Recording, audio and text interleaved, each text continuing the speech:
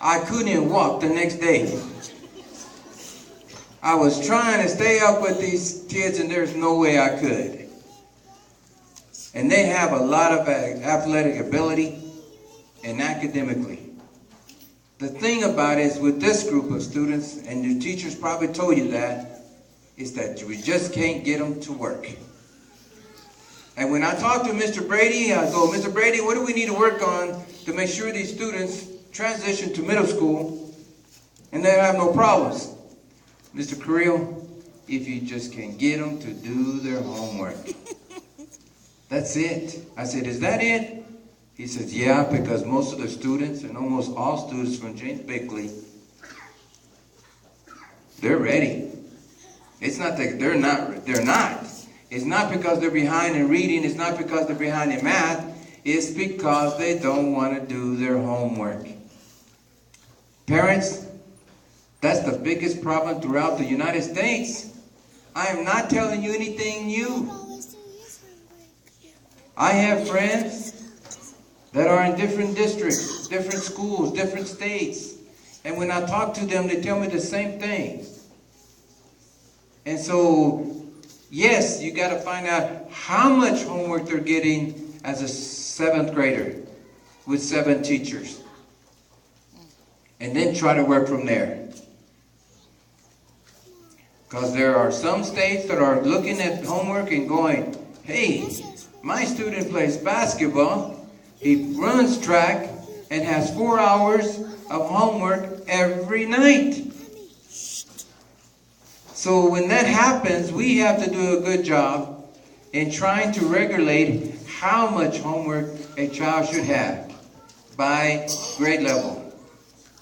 And so that's what's happening throughout the United States today, is looking at homework. Because in our eyes, every one of these 6th graders are going to go to college in some time in their life. And they will have homework. So we really need to stick on that homework and making sure they're doing their job. Now, be positive with your child. There's research telling us that by the time they're 17 years of age, they have been told 17,000 negative things. For example, I don't like your hair like that. I told you to sit down. Because it doesn't only come from parents, it comes from teachers too. How many times I have to tell you, throw that trash away? And they say, aye boy. Aye boy. Just a minute. I'll get to it. Yeah, in 3 days, it's still there. So what I'm trying to tell you is be positive with your child. They need to hear good things. And I know as working parents, we're tired. We get home and the first thing we want to do is relax. But you got to step up a little bit because these kids are only 11, 12 years old, going on 13. I've had some of them in my office, and they're begging for attention. They're begging for a hug.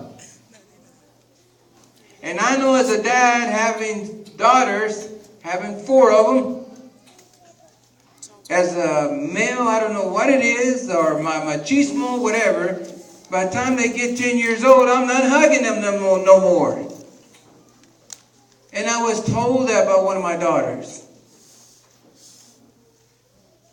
And so I learned from my daughter to hug her. She's 25 now, and I still hug her. And when I was coaching football, and I told this to the kindergarten group, as a coach, I demanded my players after a game to go and hug their dads. I said, you don't have to wait for that. You go hug. I tell these 6th graders, don't you wait for your parents to hug you. No way. You hug them.